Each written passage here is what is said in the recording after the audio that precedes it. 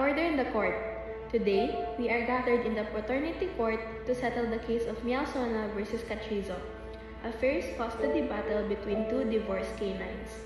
Mr. Mialsona claims he is the father of Miss Catrizo's pup and seeks custody and child support rights. However, Miss Catrizo insists that he is not the father, challenging his claim with her own evidence. Mr. Mialsona, you claimed you are the father of Miss Catrizo's daughter, am I right? Yes, Your Honor.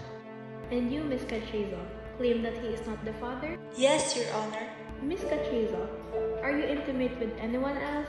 Yes, Your Honor. He knew that there was another man at my house. And you believe that that man is the biological father of your daughter? Yes, Your Honor.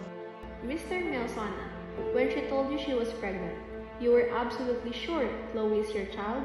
I knew the moment she was born, Your Honor. I took her to the hospital. I drove her to the hospital.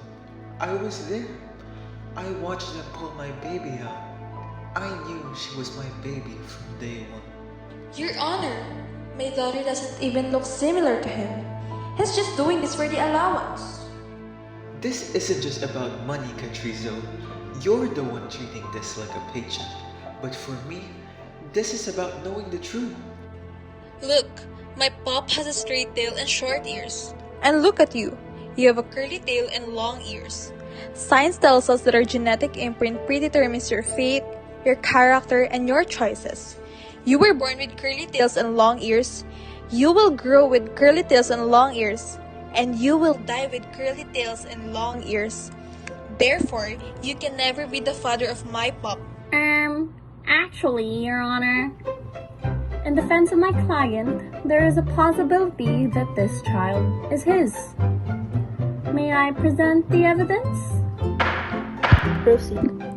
Thank you, Your Honor. This right here is a Punnett square made by my forensics team, each with Miss Catrizo's and Mr. Mialsona's genetic type.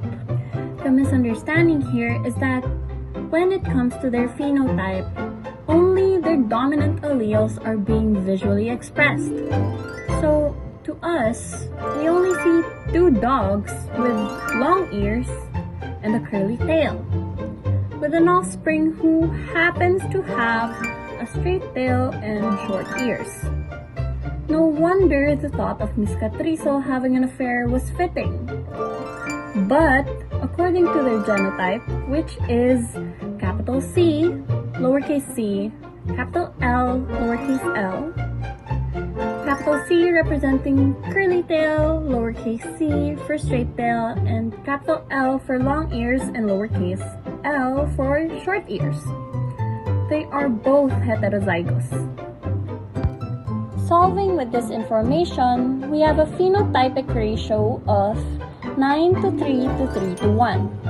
The possibilities of their child's phenotype would result in a 56.25% chance for curly tail, long ears, an 18.75% chance for curly tail, short ears, an 18.75% again for straight tail, long ears, and finally, Your Honor, there is still a 6.25% chance that this child with a straight tail and short ears was produced with the help of Mr. Mialsona, given both of their genotypes that only hide these recessive alleles.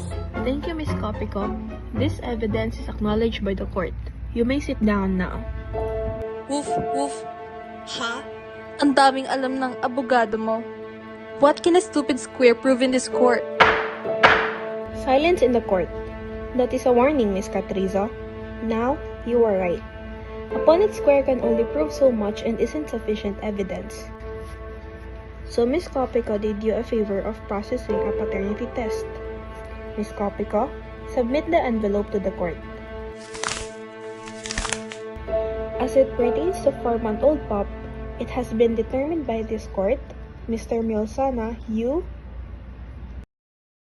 are the father, and is granted by the court the custody and a monthly allowance of $800 for pup support. Congratulations, Mr. Mialsona. I knew it. I knew it.